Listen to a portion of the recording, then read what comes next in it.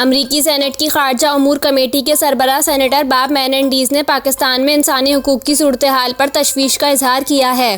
Pakistani American doctor Asif Mahmood से मुलाकात में सेनेटर बॉब मेनेंडीज़ ने कहा कि वो पाकिस्तान में हंगामा आराई नहीं इस्तेहकाम चाहते हैं। इन्हें पाकिस्तान में बेगुनाह गिरफ्तार पाकिस्तानी अमरीकन्स के बारे में तशवीश है। दूसरी जानिब अमरीकी सेनेटर जॉन कॉर्नीन से पीटीआई अमरीका के रहनुमाओं सज्जाद बरकी और आतिफ खान की मुलाकात हुई। पीटीआई अमरीका के रहनुमाओं का दावा है कि सेनेटर कॉर्नीन ने कहा है कि वो मामला अमरीकी सेनेट में उठाएंगे।